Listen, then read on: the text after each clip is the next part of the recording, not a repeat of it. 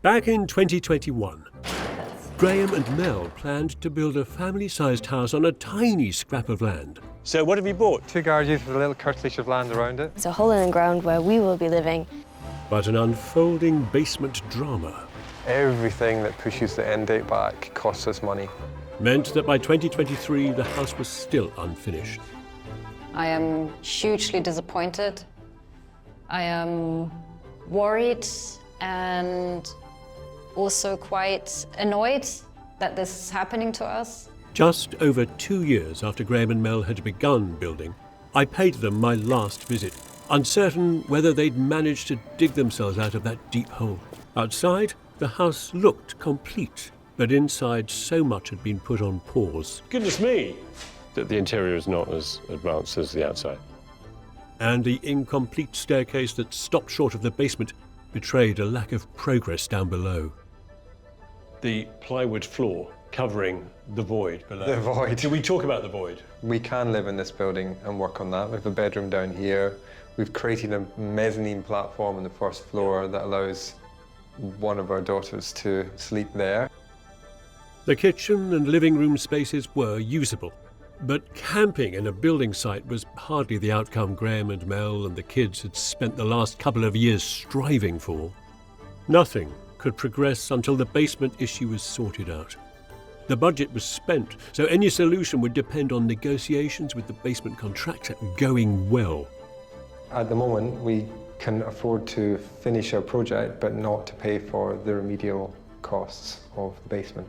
It's a question mark as to how we fund that right now. We don't honestly have the answer to that. And what is the worst case? I mean, the worst case for us is going to be not being able to afford to fund the remediation, and the net effect of that will be we'll have to sell it. What happens if you have to sell? Will you be heartbroken? Yes. Absolutely. Yeah. This was a desperate quagmire of a mess they'd found themselves in. So, a year and a half later, I mean, their lives must have improved, surely? That house is as pretty as ever. Those perfectly spaced cement particle boards look as heartwarmingly gorgeous as when they were first installed. Now every last detail seems complete. There's a pleasing sense of unity to the whole edifice. This house is an exquisite triumph. Oh yes! No longer a building site, a proper home. It's beautiful. So your bedroom's just here, yeah. Go ahead. With, is that, oh, that's an ensuite bathroom. Yeah. The building's deeper, of course, at that point, isn't it? Because of The curve. the curve, yes, exactly. Oh, that's so generous. That's a great cheat. Looking the other way is the connection to a perfect cocoon of a courtyard. The other extraordinary change here is now that the cover to that basement has gone in and you put the staircase in. The striking thing about it is the size and scale of it. It's doing a couple of things. It's bringing much needed daylighting down into the basement for the girls' room. But yeah, it's a sculptural thing, and it takes us from basement all the way up to mezzanine and connects all the floor plates together. We're really pleased with it.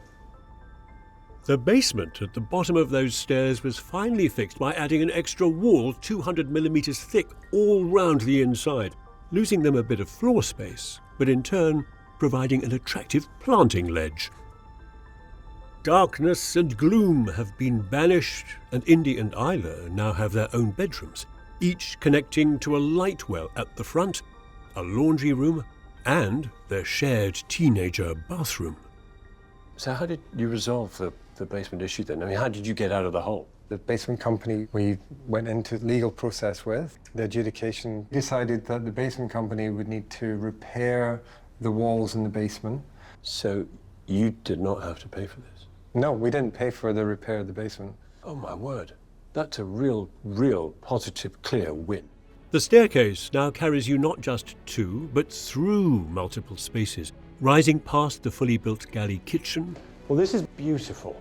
generous enough for 4, up to a sun-dappled hidden terrace, a jewel-like outdoor space, then upwards beyond it to a cleverly inserted mezzanine right up in the gods.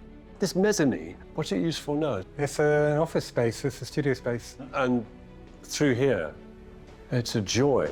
It's a beautiful space.